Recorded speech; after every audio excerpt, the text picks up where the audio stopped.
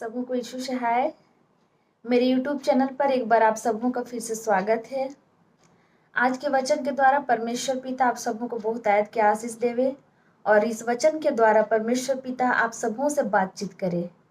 मेरे YouTube channel को please subscribe, like व कमेंट जरूर करें। चलते हैं आज की वचन की ओर, जो हमें मिलता है मार्कुस की पुस्तक 13 अध्याय उसका 32 पद से 37 पद तक, जिसमें इस प्रकार से लिखा हुआ है। उस दिन या उस घड़ी के विषय में कोई नहीं जानता, न स्वर्ग के दूत और न पुत्र, परंतु केवल पिता। देखो, जागते और प्रार्थना करते रहो, क्योंकि तुम नहीं जानते कि वह समय कब आएगा। यह उस समय की सी दशा है जो परदेश जाते समय अपना घर छोड़ जाएं और अपने दासों को अधिकार दें और हर एक को उसका काम बता दें और द्वारपाल को जागते रहने की आज्ञा दें। इसलिए जागते रहो, क्योंकि तुम नहीं जानते कि घर का स्वामी कब आएगा, सांझ को या आधी रात को या मुर्ग के बाग देने के समय या भोर को। ऐसा न हो कि वह अचानक आकर तुम्हें सोते पाए। और जो मैं तुमसे कहता हूँ वही सबसे कहता हूँ, जागते रहो। यहाँ तक जागते रहो। प्रभु यीशु मसीह इन कुछ आयतों में बार बार क्यों कह रहे हैं कि जागते रहो। साधारण रीति से अगर हम सोचें तो हम उस व्यक्ति को जगाते हैं जो नींद की अवस्था में होते हैं, लेकिन यहाँ पर प्रभु यीशु मसीह अपने चेलों से बातचीत कर रहे हैं जो ऑलरेडी जगे हुए हैं और उन्हें कहते हैं कि जागते रहो। यहाँ पर जागते रहो कहने का मतलब प्रभु यीशु मसीह अपने चेलों से क्या कहना चाह रहे हैं, उनको क्या समझाना चाह रहे हैं या उनको क्या सिखाना चाह रहे हैं।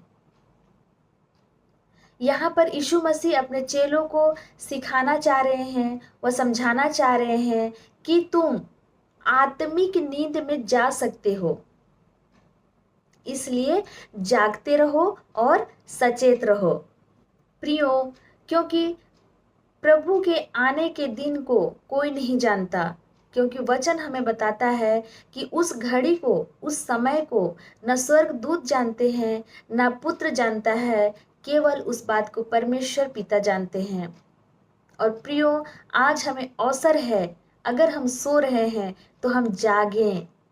अगर हम विनती प्रार्थना से दूर हैं, बाइबल वचन से दूर हैं, तो हम अपने आप को बाइबल वचन के करीब लाएं, परमेश्वर के महिमा करने के योग्य अपने आप को बनाएं, क्योंकि अभी हमको परमेश्वर अवसर दे रहा है कि हम जाग पाएं। अगर हम नींद की अवस्था में हैं, आत्मिक नींद में हैं प्रियो, तो हम अभी जाग जाएं।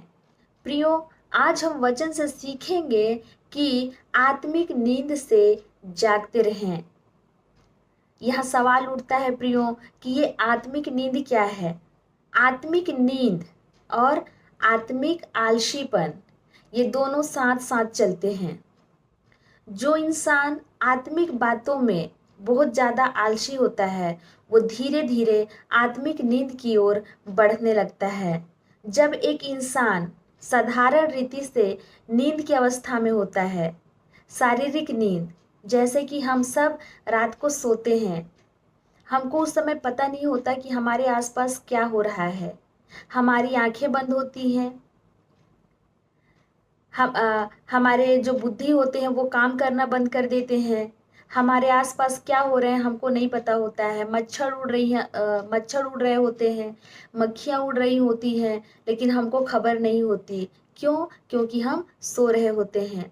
प्रियो, उसी प्रकार जब हम आत्मिक नींद में गिर जाते हैं, हमारे शारीरिक आंख तो खुला होता है, पर शैतान हम पर अटैक कर रहा होता है, या परमेश्वर का जो कार्य हो रहा होता है उन कार्यों की ओर हमारा ध्यान नहीं रहता।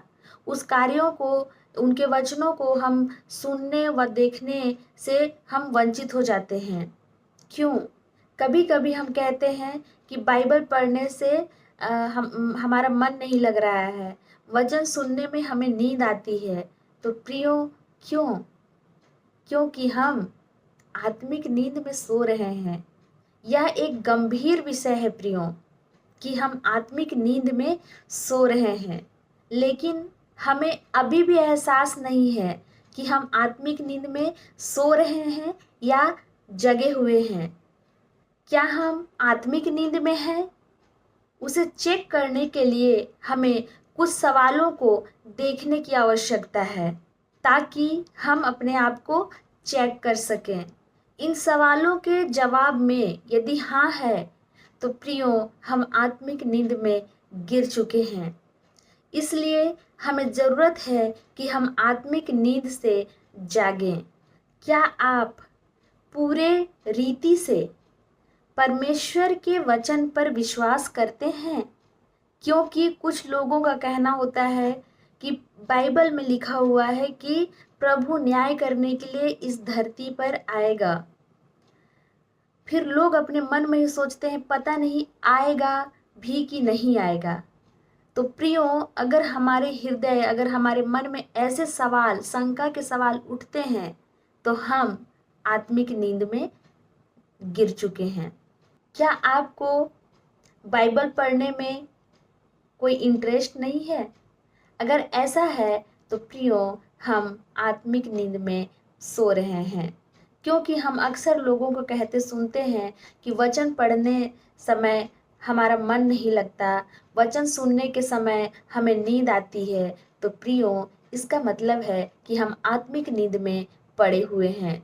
अगर आपको आत्मिक बातों में दिलचस्पी नहीं है और सांसारिक बातों में ज़्यादा दिलचस्पी है, तो प्रियो, हम आत्मिक नींद में पड़े हुए हैं। जैसे कि बाइबल पढ़ना, वचन सुनना, गिरजा जाना, प्रभु की महिमा करना, इन सारी बातों में अगर हमको कोई इंटरेस्ट नहीं है, कोई दिलचस्पी नहीं है, और इसके उलट अगर हमें संसार की चीज़ों में, जैसे कि पार्टी करना, शॉपिंग करना, खाने में क्या बनना है, ये सारी चीज़ों में अगर हमको ज़्यादा इंटरेस्ट है, तो प्रियो, हम आत्मिक नींद में सो चुके हैं। क्या बाइबल पढ़ते समय आप प्रभु की आवाज़ को सुन पाते हैं? अगर सुन पाते हैं तो आप आत्मिक नींद में नहीं हैं, क्योंकि जो लोग आत्मिक नींद में होते हैं वे प्रभु की आवाज़ को नहीं सुन पाते। क्या आपके जीवन में आत्मा के फल के बदले शरीर का काम प्रकट है? जैसे कि प्रेम, आनंद, कृपा, भलाई, धीरज, शांति, नम्रता, विश्वास, संयम। इस प्रकार 9 बातें, इन बातों को हम अपने जीवन में नहीं देख पाते, बल्कि इसका उल्टा शरीर के कामों, जैसे लालच, गुस्सा, चुगली, जलन आदि बातों में हम अपने जीवन में ज़्यादा देख पाते हैं। तो प्रियो, इसका मतलब है हम आत्मिक नींद में सो चुके हैं। तो मैंने कुछ सवालों को आपके सामने रखा, जिससे हमें पता चलेगा कि हम आत्मिक नींद में सो रहे हैं या आत्मिक नींद से जगे हुए हैं। इन सवालों से हम अपने आप को चेक करें, हम दूसरों को नहीं, हम अपने आप को चेक करें कि क्या हम आत्मिक नींद में सो रहे हैं या आत्मिक नींद में हम जगे हुए हैं। आज प्रियो, सचमुच में हमें अपने आप को चेक करने की आवश्यकता है कि क्या हम आत्मिक नींद में हैं या आत्मिक नींद में नहीं हैं। और इसीलिए प्रभु यीशु मसीह हमें वचन के द्वारा हमें चिताता है, हमें सचेत करता है, जागते रहो कि तुम परीक्षा में ना पड़ो, आत्मिक नींद में ना जाओ, और हमें सचेत करता है। प्रभु यीशु मसीह हर समय हमें सचेत करना चाहता है, जगाना चाहता है कि हम आत्मिक नींद में ना पड़े रहें, वरन जागते रहें, और परमेश्वर पिता के उस न्याय के दिन के लिए हम अपने आप को तैयार कर सकें।